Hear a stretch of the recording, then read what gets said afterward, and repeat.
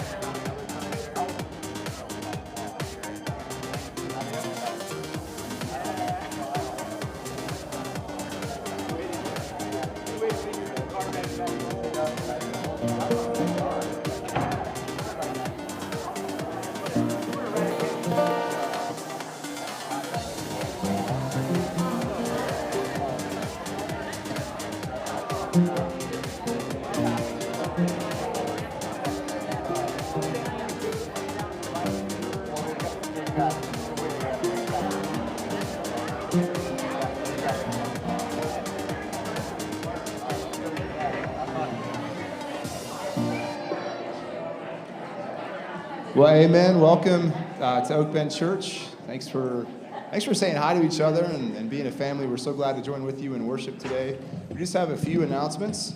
We're going to support the families at the Ronald McDonald House here in Toledo. So for the month of February, the 55 and over senior group will be collecting non-perishable quick grab snack items for the Ronald McDonald House.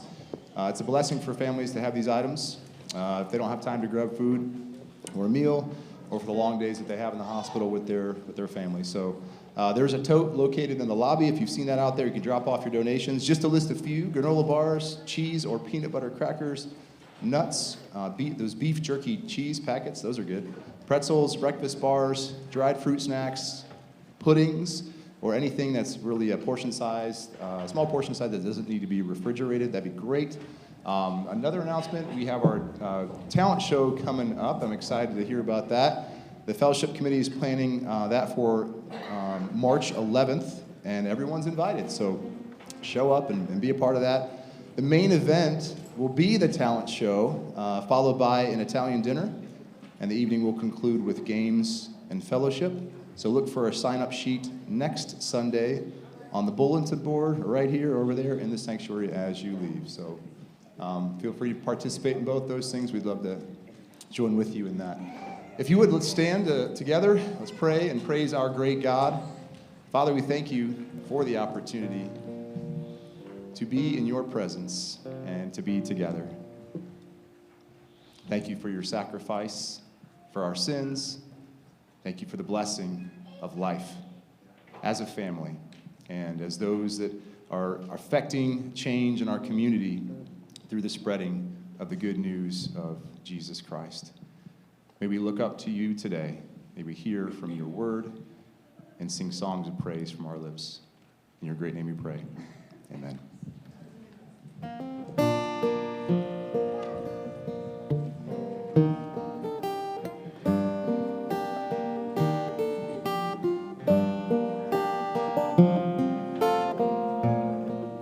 Let the King of my heart be the mountain where I run, the fountain I drink from. Oh, he is my song.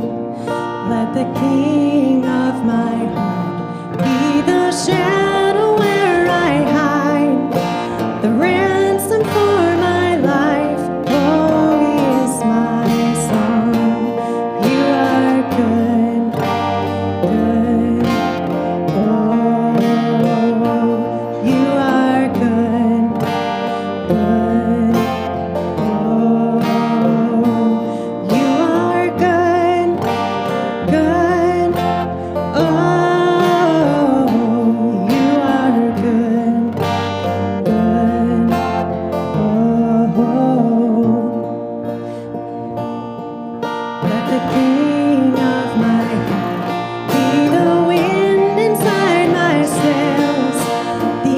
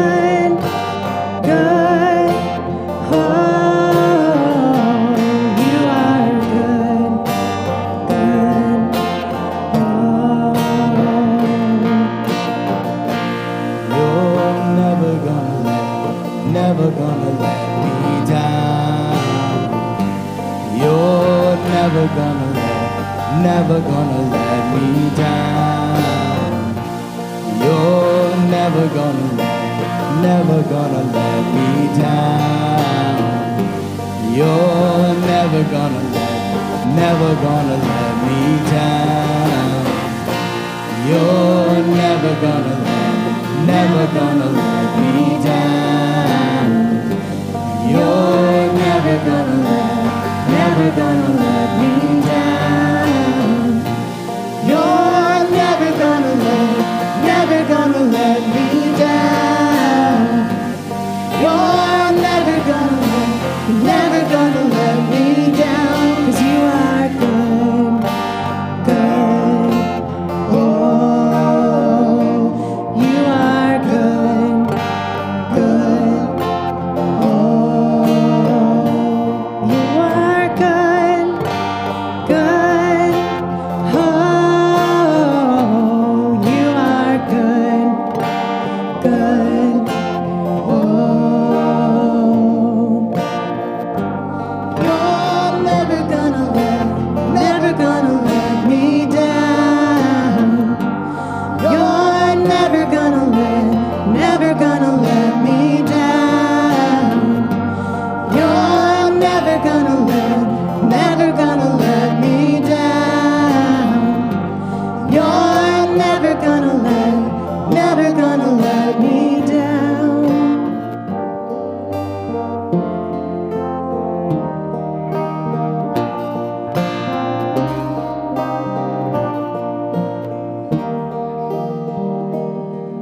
When the night is holding on to me, God is holding on. When the night is holding on to me, God is holding on.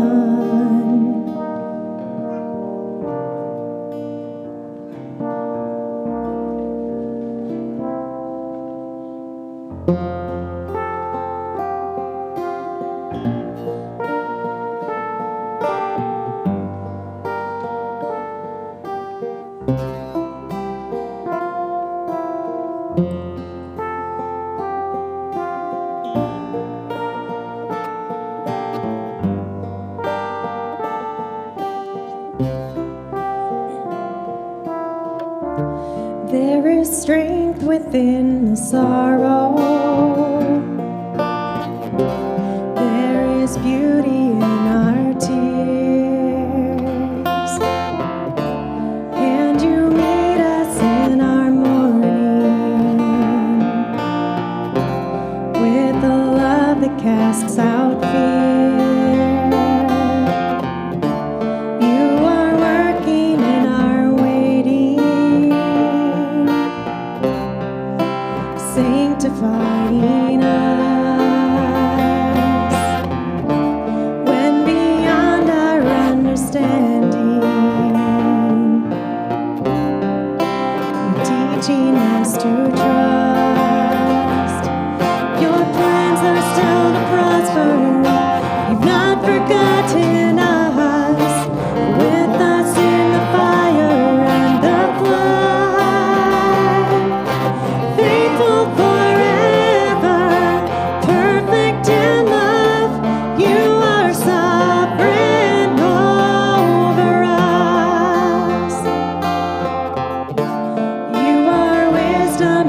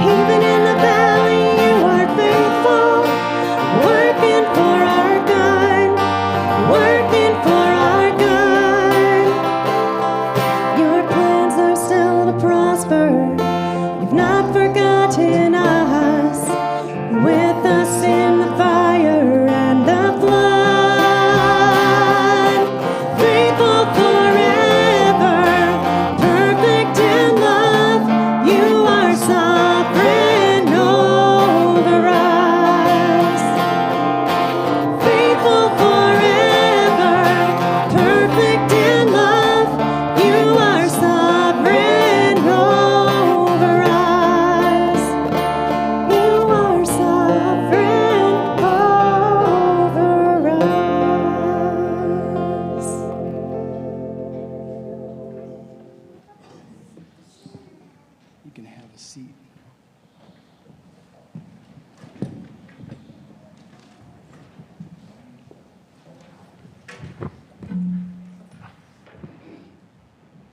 Thank you.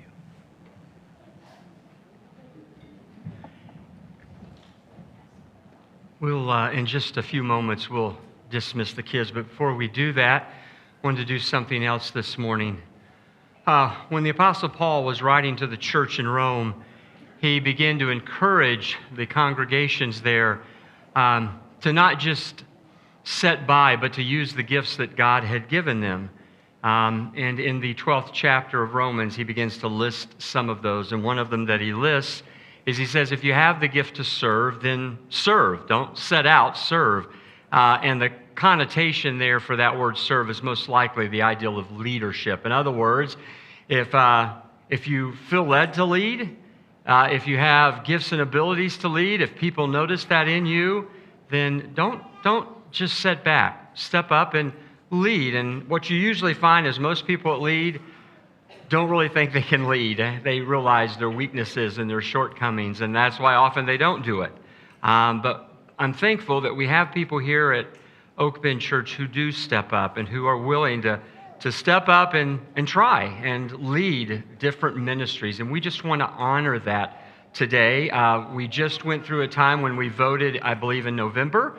We brought on some new and different leadership, and some of these people you know, and you know where they serve. But we just wanted to take a moment in our service today and honor them and acknowledge that. And to do that this morning, I'm going to invite Gary Miller to come. He is our new Elder Board Chair as the beginning of this year. So he's going to share a little bit about some of the others who are leading.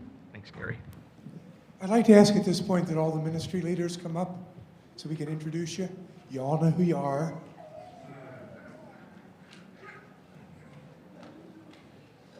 Come on, there's more than that. I'm not going to take the time to explain their ministries or anything, but I just want you to know who they are. There still ought to be some more yet. Where are y'all? Well, we'll do the best we can here. But I do want you to know who they are so you can pray for them. If you want to know more about their ministries, come and talk to them. If you want to get involved, by all means, come and speak with them about their ministries. Some of them were missing, but is Yvonne Siebold here? She's the head of our care ministry. That's our deacons and deaconesses. We have Jeremy Kramer, who's head of our worship ministry. Eli Rickenbach is the head of our life group ministry, which we used to call small groups. Eli's in charge of that. Mark Meyer is our facilities director. He's the one that keeps the building in good operation and comfortable and safe. Neil Roop is the head of our financial ministry. We all know him as our treasurer. Ryan Anderson is the head of our safety ministry. You often see him out in the lobby watching over things for us. Let's see, the ones that are not here, actually Pastor Dustin, I'm sure, is here somewhere. He's the head of our missions ministry. We are missing Kathy Watkins. Kathy's not feeling well today. Kathy's head of our education ministry, which we think of as our children's ministry or treehouse ministry. Corrine Wheeler heads up our fellowship ministry. Who am I missing? Pam Schooler is the head of our seniors ministry. So appreciate your prayers for all these leaders. Pastor Daniel, if you would come up and pray for the group here, I appreciate it. Would you join me? Let's pray for them, and then we'll pray for our children and teachers. Father, this morning we just want to take a moment and thank you for the body and for those who serve in some capacity, and particularly today, those who are willing to step up and lead, and knowing that sometimes they don't even feel like that they're able to do that in the way they would like. But we are often reminded in the Bible, as we look at lives, that you qualify the people you call. We're not always qualified, but you give us the gifts, the abilities, the power that we need for those moments. And so I pray over our ministry leaders today. Father, I want them first to feel your love and know that they are cared for by you, that, Lord, what they do is important. And Lord, I pray today that they will feel not only your love, but the love of this congregation, that they will feel the thankfulness of this pastor and the elder board for all the service that they give, I ask that you would help them. I know not only do they work here, but they have jobs outside of here.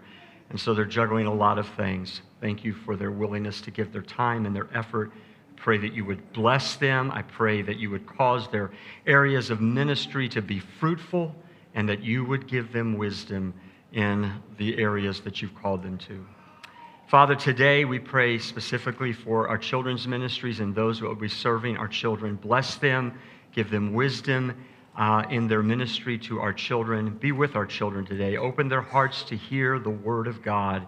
Lord, give us another generation of young people who love you, who are passionate for you, and may a part of that start right here in our ministry at Oak Bend for our kids. Lord, we want that to be for your honor and glory today. It's in your name we pray. Amen. Amen.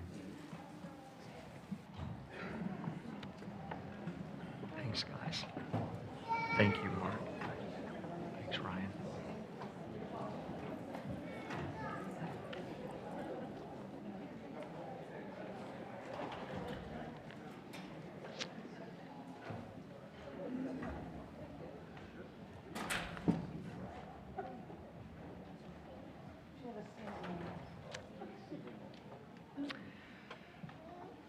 Well, I'm sure most of us know the name Benjamin Franklin.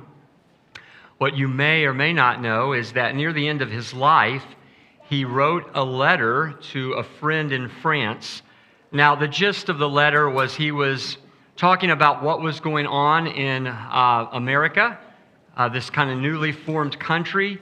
He was talking about the recent ratification of what we know today as our Constitution.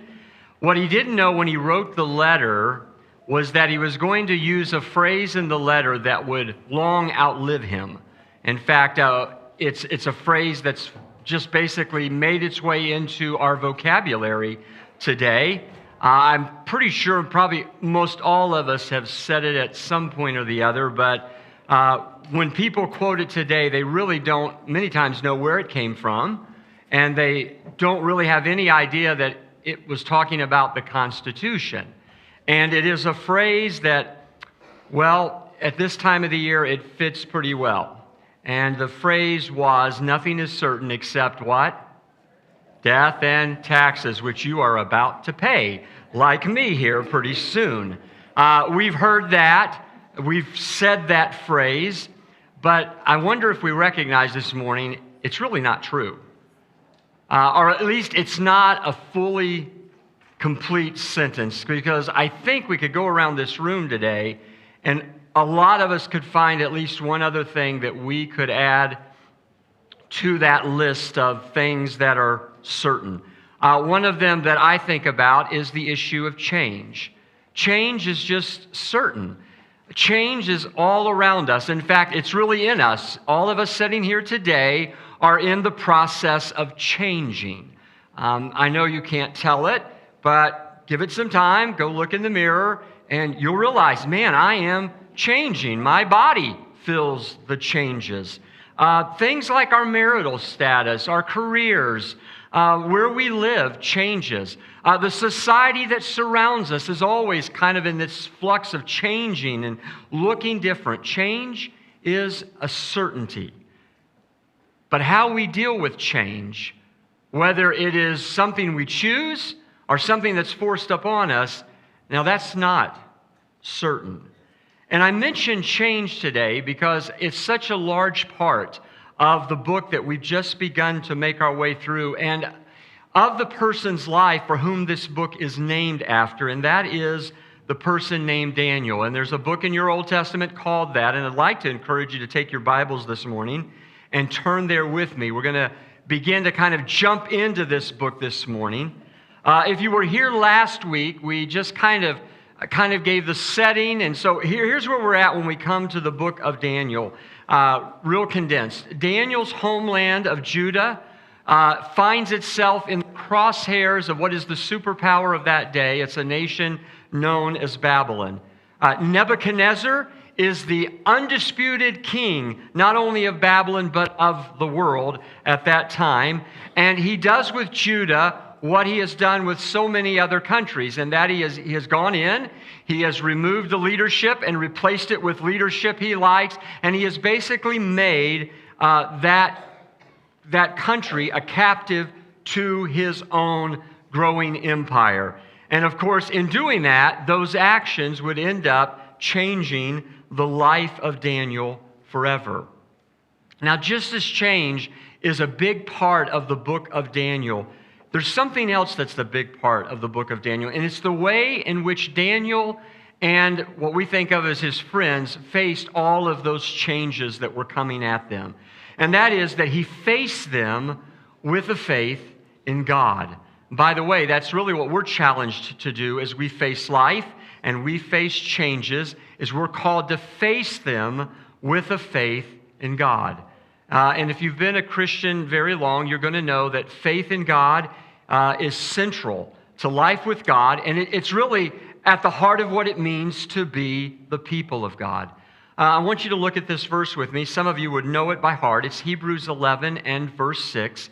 But it says, "And without faith, it's impossible to please God, because anyone that comes to him must believe that he exists and that he rewards those who earnestly seek him." Notice the writer of Hebrews, and he's writing to a people for whom life is not easy. They are undergoing tremendous change and pressures, and yet he reminds them that the life God looks for anytime from his people is a life of faith. And it's not that it's just highly impossible. It's impossible, he says, that you can ever please God without this thing called faith. It's what God's economy runs on. It's the way we connect with him. It's the way we receive from him. It's the way he wants our life to be in the midst of a world that we don't always understand, is that I come in faith. And Daniel's faith and that of his friends is really highlighted throughout the entire book of Daniel. You'll see it over and over and over as we move through this book. But it begins right here in chapter 1. And I want to think about faith this morning because there is a couple of ways that Daniel's faith is highlighted this morning that I think we just need a reminder of as we live in a changing world and we face changing circumstances, and yet we're called to respond in faith. Because here's the thing, our response of faith and even the right demonstration of faith is not a guarantee for us. And so I want us to think together for a few minutes about Daniel's faith. And there's three things this morning that I want us to take note of here. The first is, when we think about the faith of Daniel, and we're going to apply this to our own faith today, we need to realize that the faith of Daniel involved risk. It involved risk. Sometimes today, faith, when it's talked about and it's preached about, it's kind of presented as this magic cure. It's this quick fix. If you can just garner up enough of it and do it in the right way, it's just going to fix things in your life.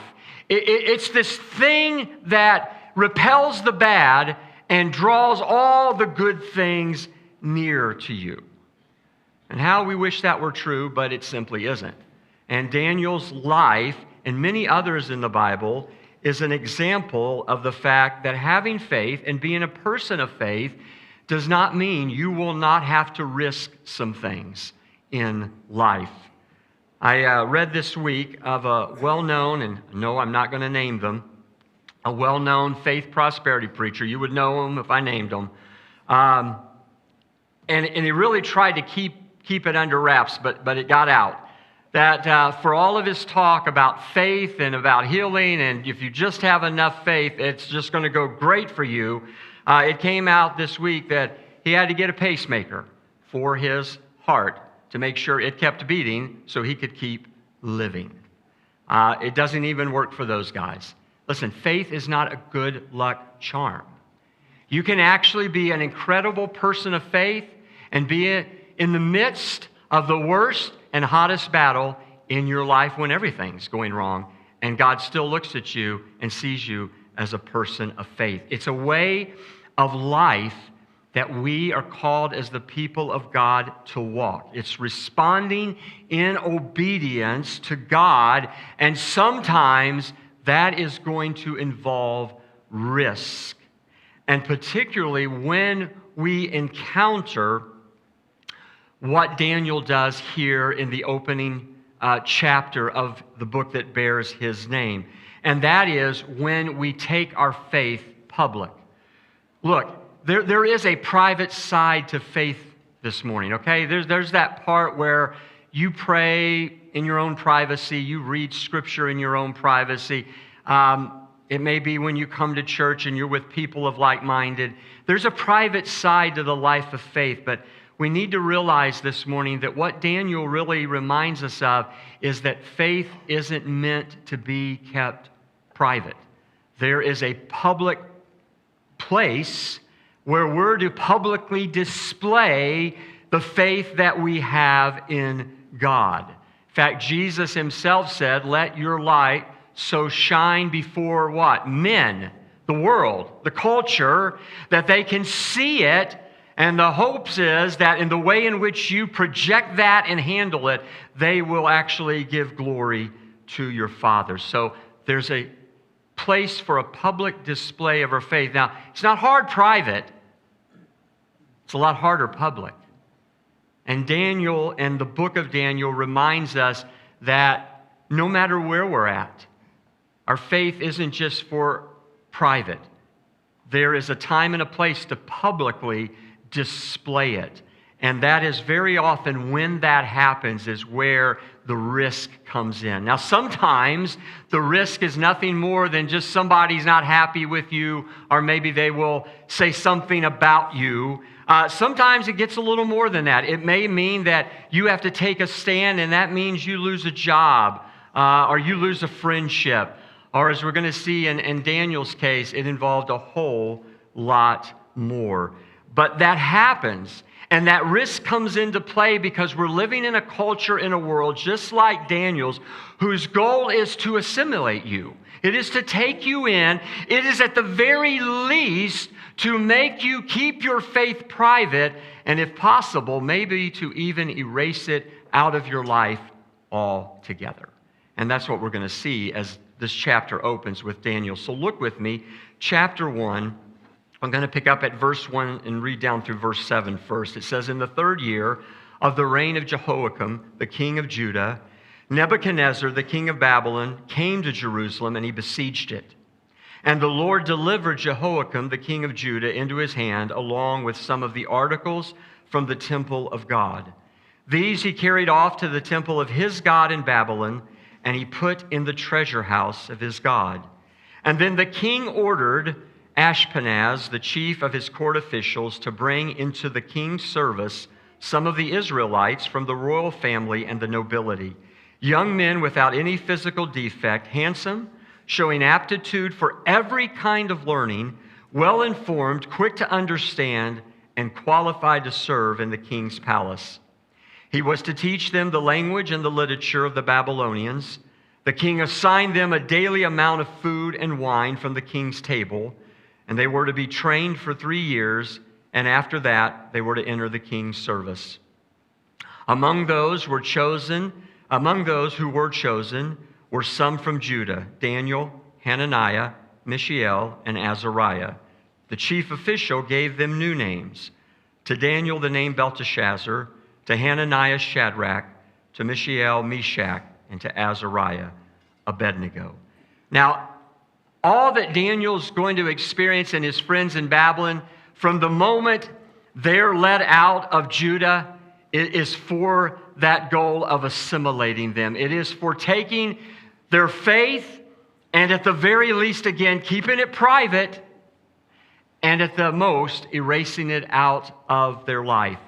And really, just a couple of things here to understand. The very appearance and size of Babylon that Daniel would have seen as he approached the city was meant to humble anybody that was a captive. It was meant to remind them how weak they were, how weak their gods were, how strong the nation of Babylon was, and how powerful their God's Word. In fact, I want to show you a couple of pictures this morning. The first here, this is kind of a drawing of what the city would have looked like. If you don't know where Babylon would have been, it would have been in what we know as modern-day Iraq today.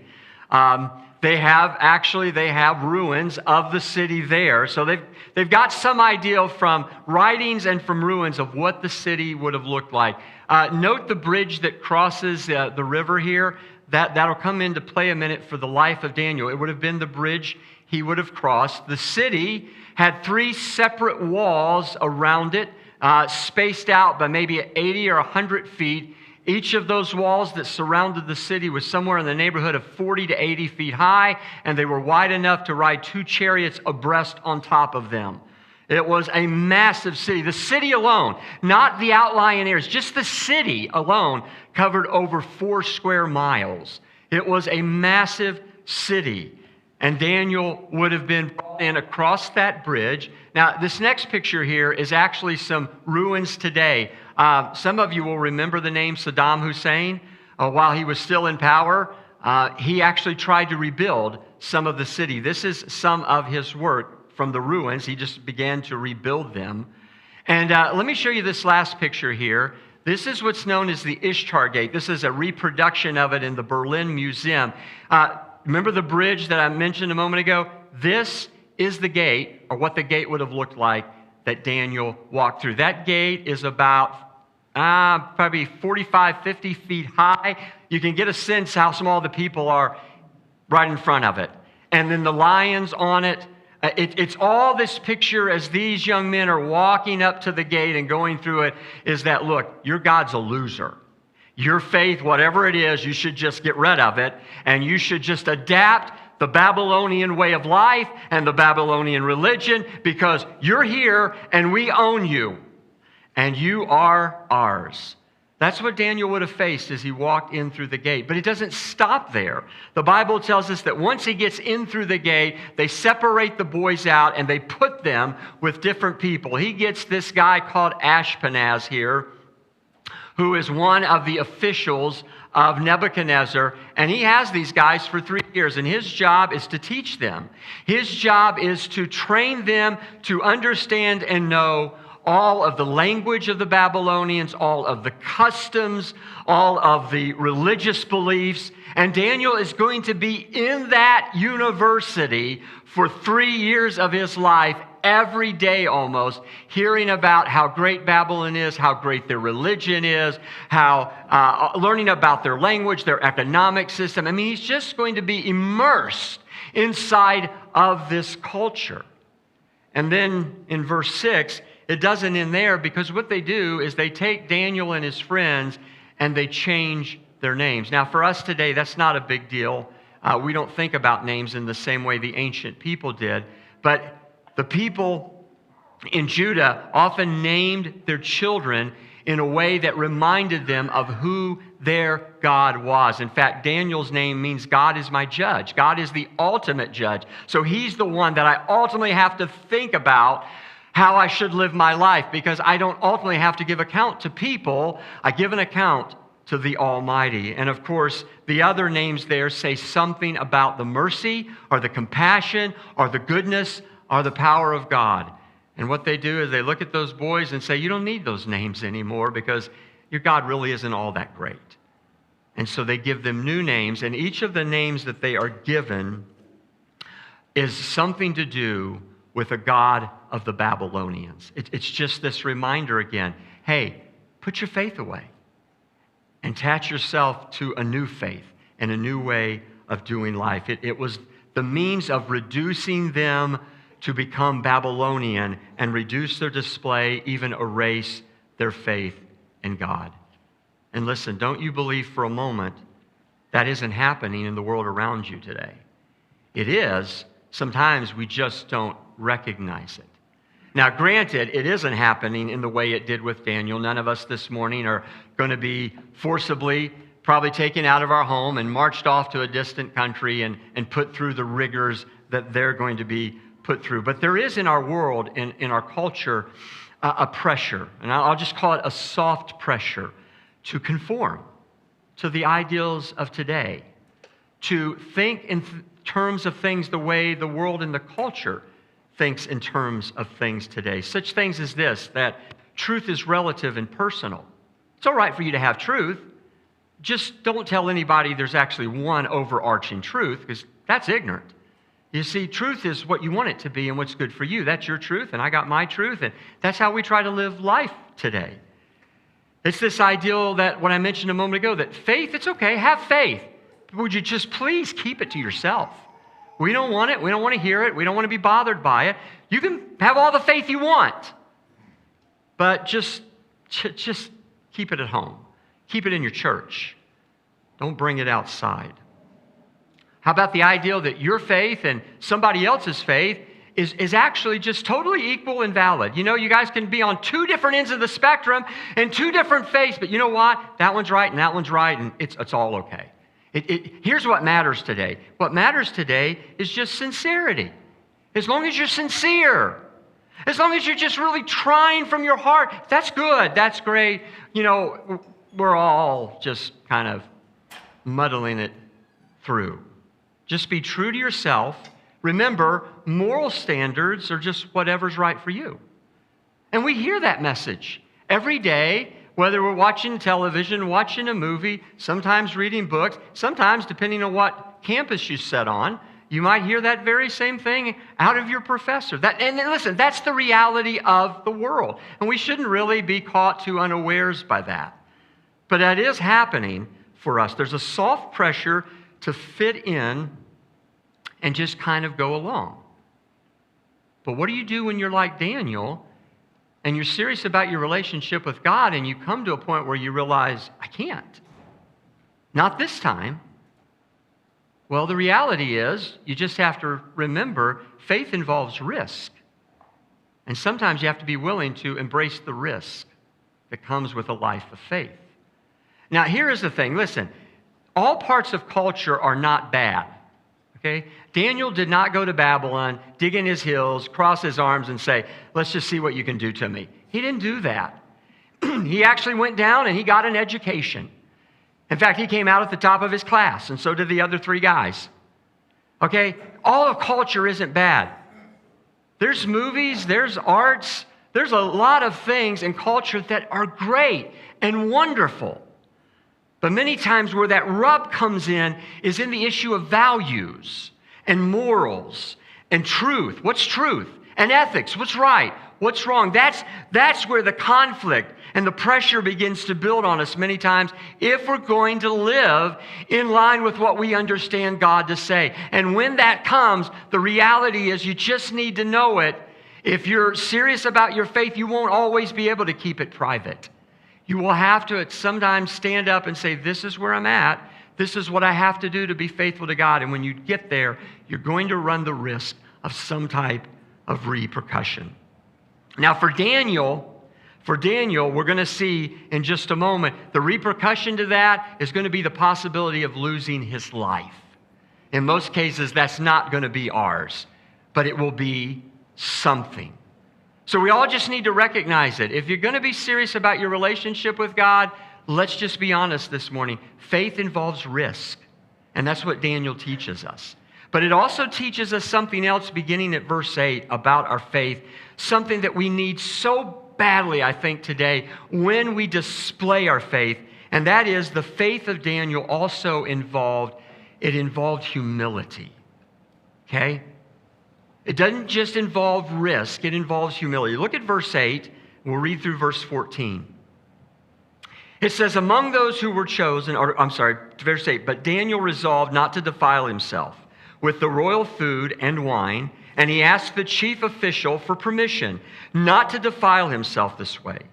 Now God had caused the official to show favor and compassion to Daniel, but the official told Daniel, I'm afraid of my lord the king, who has assigned your food and drink. Why should he see you looking worse than the other young men your age? The king would then have my head because of you. Daniel then said to the guard whom the chief official had appointed over Daniel, Hananiah, Mishael, and Azariah, please test your servants for 10 days. Give us nothing but vegetables to eat and water to drink, and then compare our appearance with that of the young men who eat the royal food. and treat your servants in accordance with what you see." And so he agreed to this, and he tested them for 10 days. Notice verse 8. The key word there is resolved. And let me tell you, what that word means is that Daniel, when he comes to this moment of deciding, where do I stand, this is not a knee-jerk reaction. Okay, listen. Sometimes today, for some Christians, everything they don't like is the big mountain with the culture. Okay, and we need to learn about where we need to draw a line and where we just need to be quiet and just move along. Okay, Daniel here makes a decision, and the word he uses, resolved, it means it's not a knee-jerk reaction. Okay, he didn't just think, I'm just going to do this today. He doesn't do that. He's thinking things out. He's looking over and he's thinking, where can I fit in? Where can I learn? And where do I really have to realize, oh, I've got to draw a line. It is a careful, thoughtful, prayerful response to life around him. By the way, just something for you to think about this morning. Have you given thoughtful, prayerful consideration to where your lines are? Because I'm going to tell you, if you don't do it while you're not facing the pressure, most likely you won't be able to handle the pressure. Daniel already knows where lines are. And when he gets to Babylon, this is the one he hits, and so he has to deal with it. Now, for Daniel, the issue is what he's going to eat. And I know that's just weird to us today. Why would food be a big deal? I mean, what do we care? We'll go out, we'll eat anything. It doesn't matter. Well, it doesn't matter because you're not an Old Testament Jew. Maybe if you were, it would matter a lot more. Now, when we come to why does Daniel not complain about the education, and he doesn't complain about him changing his name, why does he all of a sudden make a big deal about food? Okay, there's two thoughts to this. I'm going to give you the two of them because I can't be dogmatic about them. I'll give you the one I lean toward, but, okay, both of them are valid. One is that Daniel draws the line here because God draws the line here. He's an Old Testament Jew, and if you go to the law in the Old Testament, particularly Leviticus, there are laws about what you eat. Now, that doesn't carry over into the New Testament. Okay, we don't have that. You can eat whatever you want. Might not be good for you. You might pay for it, but you just enjoy whatever it is you want to put in your mouth. Okay? But not so if you were an Old Testament Jew. The Bible had pretty strict guidelines about what food was acceptable, what wasn't. And some people think what Daniel is facing here is because this comes from the king. It most likely was a lot of meat, not just vegetables and wine, but a lot of meat. And that meat was probably, one, sacrificed to idols, and number two, it probably was prepared in a way that it wasn't kosher. And the Bible would have said, hey, don't do that. You're the people of God, and I want you to be unique and distinct right down to the very thing you put in your mouth to eat. And so Daniel knows that. And Daniel realizes, look, I can deal with my name, I can deal with the education, but man, that line is so clearly drawn in the sand by God, I cannot violate that. That's one. The other is that it is a personal conviction. In other words, Daniel, in his time with God, for some reason, has come to a decision that whatever this food is, he can't eat it because God has personally convicted him. Now, it's not everybody else's conviction, it's his conviction. And he knows that to violate that conviction is to violate his walk with God. By the way, let me just say something about personal convictions this morning. There are some things that are clear in the Bible, right and wrong. There just are, okay? But there's some things that are just, the Bible doesn't say a lot about, okay? It gives us a lot of leadway to just, it's called freedom. Here's the thing, though. You know how most of us handle our freedom? We look at somebody else doing it and think, I'd really like to do that. It must be all right, I want to do it too. And that's how we handle our freedom. We never take the time to ask God, do you really want me doing that? Is that something you want me to cross the line on? And can I do that? You know, I know so-and-so there goes and they go to this certain place or they read this certain thing or they watch this certain thing, but do you want me to do that? We don't ever ask that question. We just kind of do what everybody else is doing as Christians. We follow the crowd too. Maybe you shouldn't. And maybe here's the thing. You're reading your Bible, you're praying in your time alone with God, and there's just something that God convicts your heart of. It's not something that you can go to the Bible and say, right there it is. But there's something inside of your soul, your heart, that it just says, that's not for you. Don't do that right now. I don't want you involved in that. What do you do with that? I'm going to tell you what you shouldn't do with it. You shouldn't ignore it. It's worth noting that James says that the one who knows to do good and doesn't do it, to him it is sin. Listen, for you to violate your conscience is just as much a sin as you had violated the clear law of God. And so maybe what this is for Daniel, it's a conscience thing, but he's not going to move off of that. Now, the problem, I think, with is all three of his friends are on the same page. Could they have the same conviction? Yeah, they could. Now, I'm going to tell you where I lean. It doesn't really matter. The outworking of the point's the same. I think it's probably something to do more with the first. It's such a clear-cut line that he realizes, I cannot cross this if I'm to be faithful to God. And Daniel and his friends realize, I'm not crossing this line. I'm not going to be disobedient to God, even if it means I'm going to face severe risk and punishment. But here's what I want you to note this morning. I want you to note how he demonstrates his faith.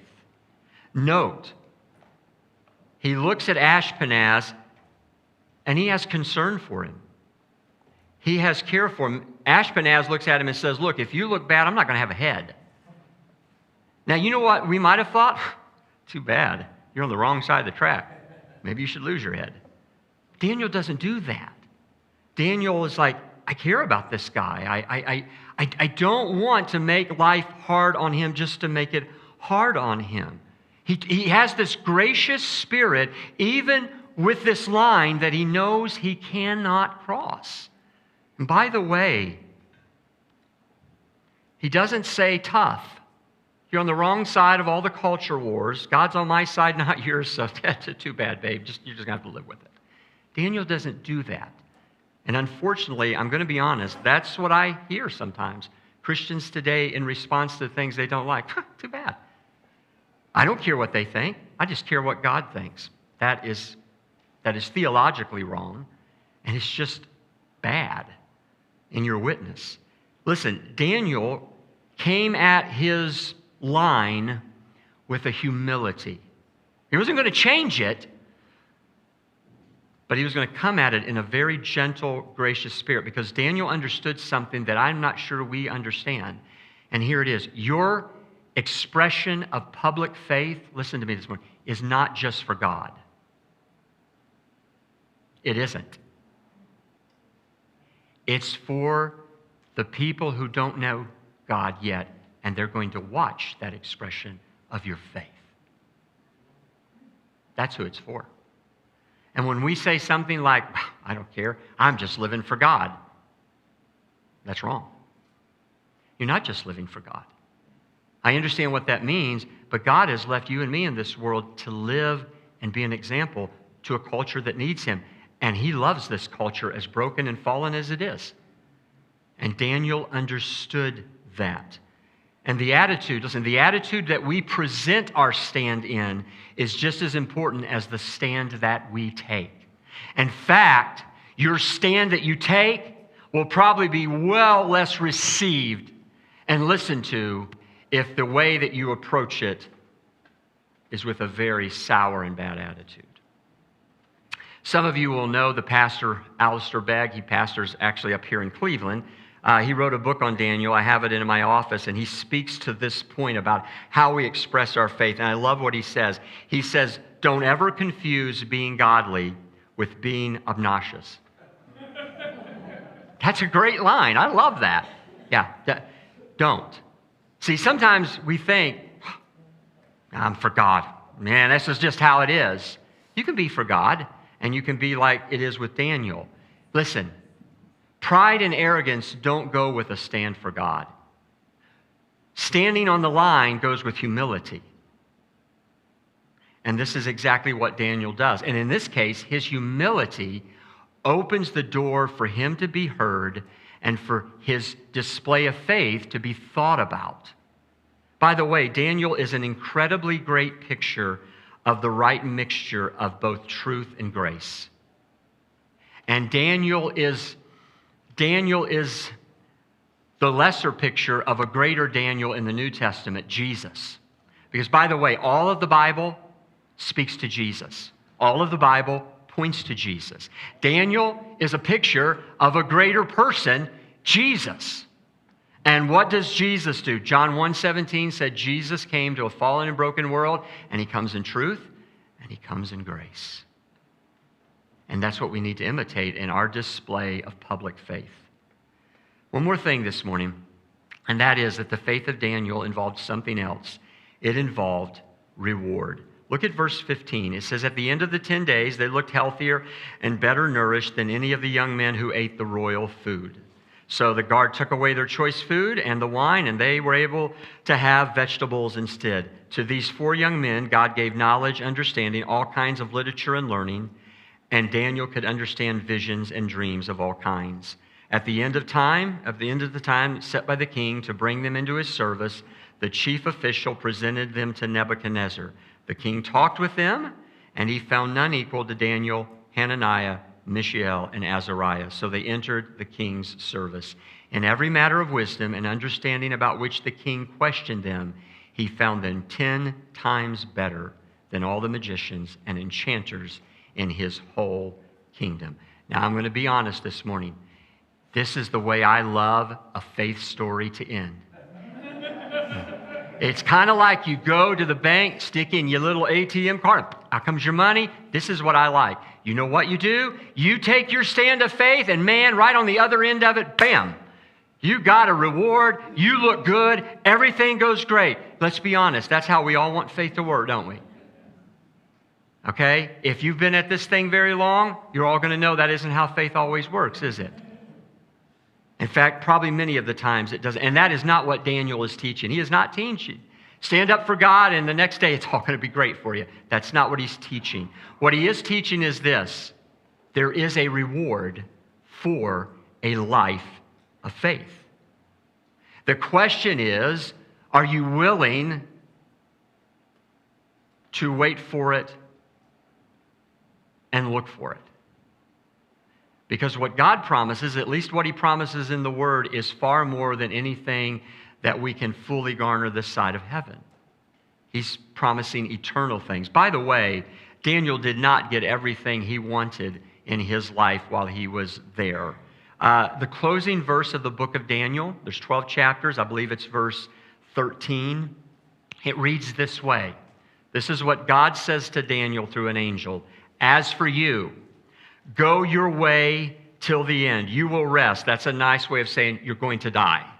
You're going to die, and then at the end of days, you will rise to receive your allotted inheritance. Daniel didn't get everything he wanted. Some of what you want and I want, some of what faith will give to us is not going to come until the other world comes. And that's just what the Bible teaches us. And listen, I know there are some of you here this morning, you are waiting for a reward of faith. You have been faithful, you have took a stand, you have tried to take it graciously, and it's not going real well. Okay, what I can tell you is 2 things. You still might receive something here for your faithfulness. You will receive something for your faithfulness in the life to come. God keeps meticulous records. This is why Paul will write in Galatians 6:9, let's not become weary in doing good. Why? Because you can become weary in doing good because you're going to look around and see people not doing good and doing bad and not living for God, and life's just great for them, and it is. They're rich, they got everything, they're never sick. I mean, it's just wonderful. And then you look at yours and you think, why is my life so filled with so many problems? That's just reality. It's reality in a fallen world. In fact, I was belly aching about this just the other day.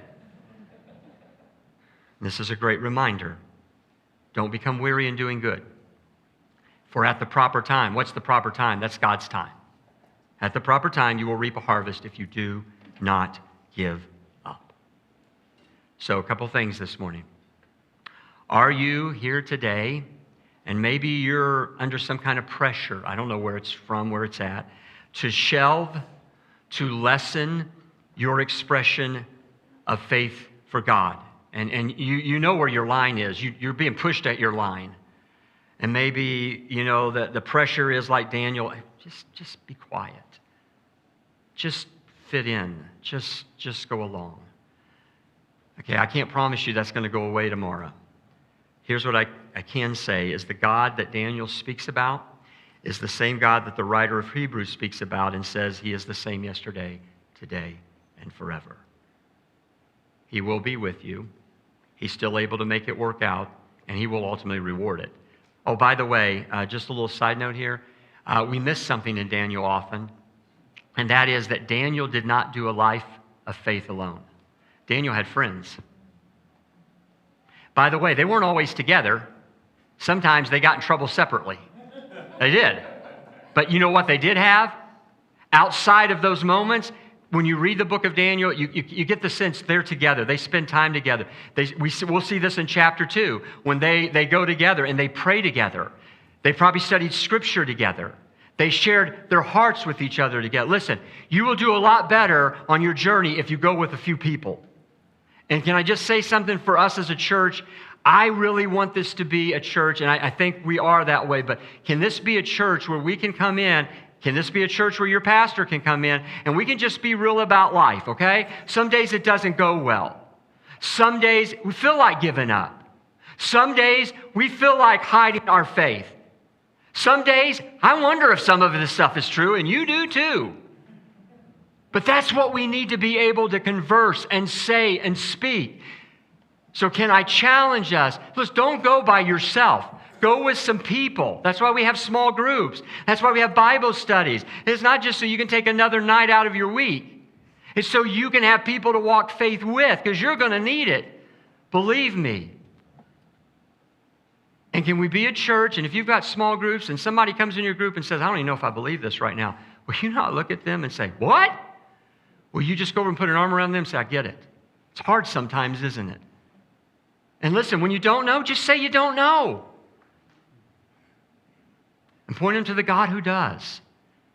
That helped Daniel a lot. That's why he could stand. Now, maybe you're here today and you just need to consider where you should be expressing your faith publicly today. Okay?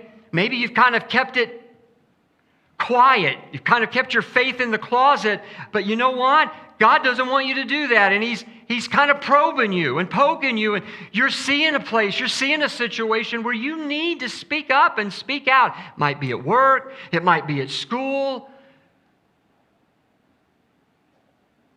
Maybe it's time to put your faith on display, and yeah, I'm not going to lie to you. You may be putting yourself at some risk. By the way, I'm going to say this one. If you've been in church a long time and you're saved, I'm going to tell you one place you need to display your faith publicly. That is in baptism. Okay? So if you haven't done that, there's a great place to start publicly. I need to just let people know this is where I'm at. This is where my line is. I'm walking with Jesus. And if that's you, come see me. Because, man, I would love to plan that with you. By the way, if you're expressing your faith today, can I just challenge all of us? Think about how you're expressing it with the outside world. I'm not asking you to back down. I'm not asking you to say you think that's right when it's wrong. But here's what happens. We either fall on one of two sides. Some of us, we're truth people. So, man, we're just truth, and we'll just beat the hammer with that thing, and we'll beat you with that thing. That happens. And you know what? You're right. This is what the Bible says, but you're wrong in how you're giving it to a fallen world. And then some of us, we're grace people. And you know what? We don't want to, I know that's wrong, but I don't really want to say that's wrong. I don't want to hurt that person. And so we just tend to fall way over here. What we need to shoot for is, look, I'm going to tell you this is what God says. But I also want to tell you the God that says that loves you with all of his heart. And he wants you to know him. We need to be a mixture of grace and truth. Daniel here speaks to us of a life of faith that we're to live in our world 2,000 years later. It's the life of faith of our Savior. This is how he lived. willing to risk by his obedience, expressing faith with humility, and keeping faith when everything went wrong, knowing that it would be rewarded. And that's the faith that we're called to express today in our world and in our time. Father, this morning, help us with our faith. Father, sometimes our faith just needs to go public. We just need to take the stand on the line. So I ask this morning, I pray this morning, that you would help us to know where those lines are. You would help us to stand on the truth of God, and you would help us to do it with a very humble spirit, realizing we need God just as much as a fallen world needs God. We need grace as much as they need grace. It's not that we're something special, it's just that we've had the joy and the privilege of coming to Christ, and we really should want them to have that privilege and joy too. So Father, help us to be faithful people to a faithful God in what is very often a faithless world. I pray and I ask that in Jesus today. Amen. This closing song we're going to do is new to us here, but verse 1, the lyrics read, "How I long to breathe the air of heaven, where pain is gone and mercy fills the streets, to look upon the one who bled to save me and walk with him for all eternity." As we sing this song, I just pray that it be refreshing to our souls and that it help us to walk this life out in faith and grace and humility, that we might take hold of the promise that we have in Jesus.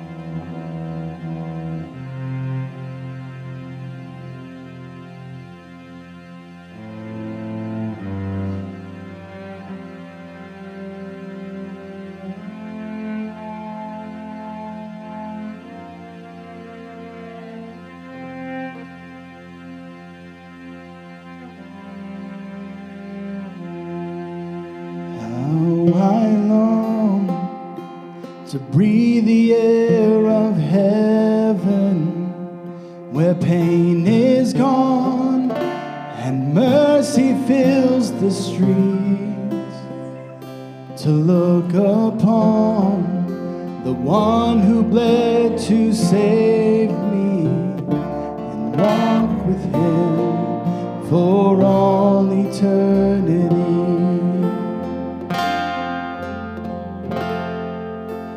There will be a day when all will bow before him. There will be a day when death will be no more.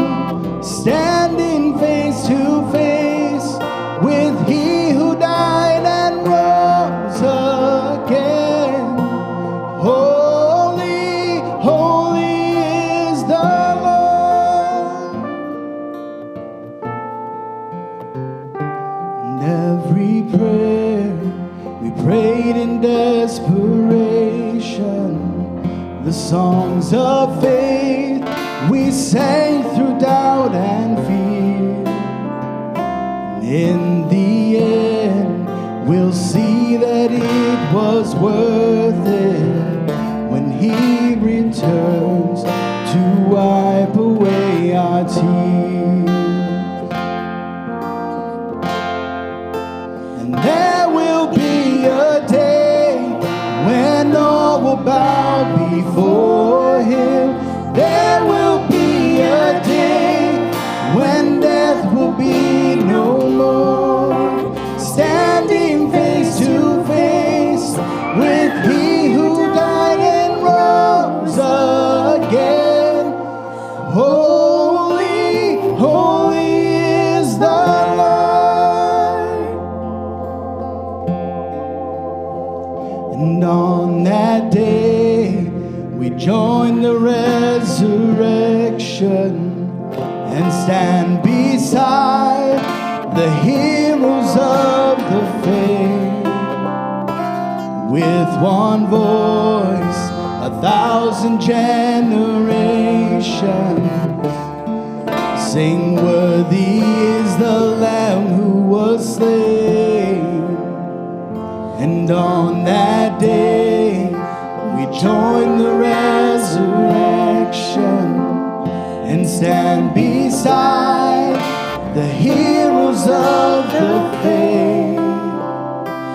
With one voice, 1,000 generations sing, worthy is the Lamb who was slain. Forever he shall reign.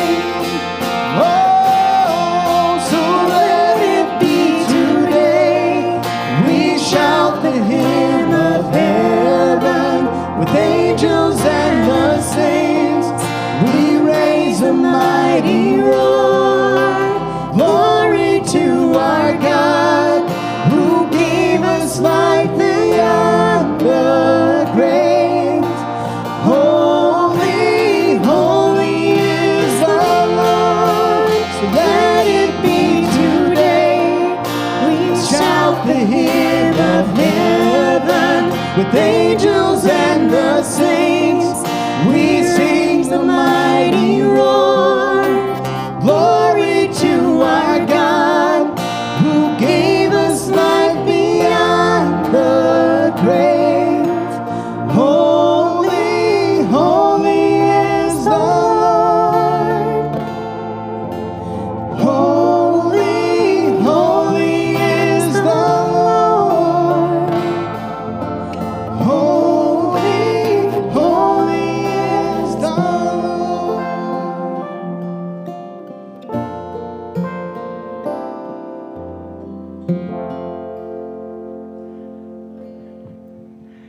Maybe you're here today, you're sick physically, maybe just sick in spirit, discouraged, whatever.